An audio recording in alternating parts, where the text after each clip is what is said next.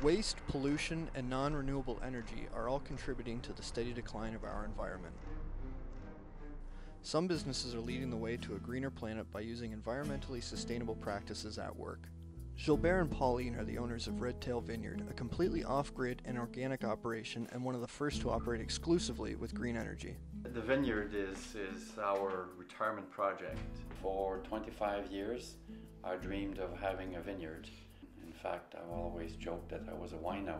Before we even had builders here, we had somebody come from Hydro, and he informed us that the hydro pole that we had was going to have to be replaced.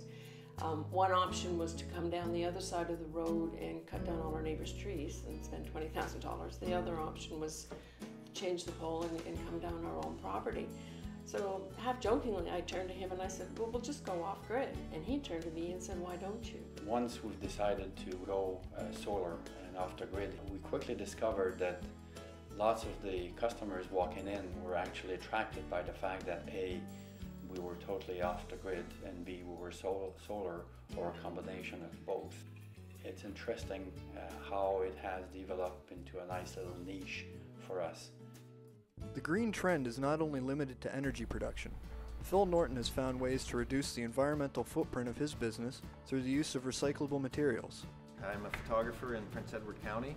It's printed actually on the paper, so there's no gluing, there's no plastic bags, and this stock is 55% recycled from post-consumer waste. My studies actually were not in photography. I was environmental resource management was my background at university. So I've always been conscious of, the need to do things sustainably, and that includes forestry, which I'm using a product from the forest.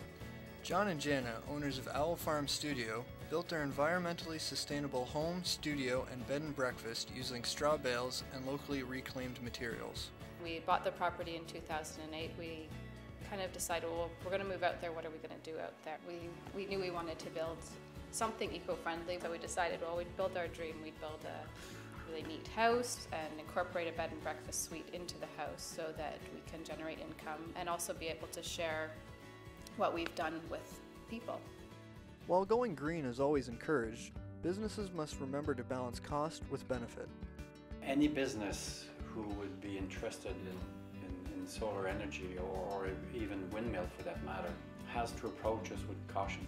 We're not to the point yet where the business is sustainable. We'll do whatever jobs we have to do in the beginning to support the business. So we basically thought, yeah, we can't spend another $20,000, $30,000 right now on putting solar panels in. It'd be costly, essentially, is what it comes down to. It came down to cost. We had already spent a lot of money building these two buildings. I'm very conscious of doing things that environmentally friendly or in a green business, and you always have to balance that with what's affordable and what's economical. While the road to a successful green operation can be challenging, it's important to remain optimistic. As more and more people get, use these kind of systems, the equipment's going to become more and more available. I think it's a phenomenon that is growing, where people now realize that it's much better for them. Looking at it today, when I see that from now on there's no hydro bills for the winery coming in, yeah, we're very happy with it. These people are leading the way to a healthier environment by going green at work, and they've found that the benefits far outweigh the challenges. Be sure to consider the green alternatives as you look to the future.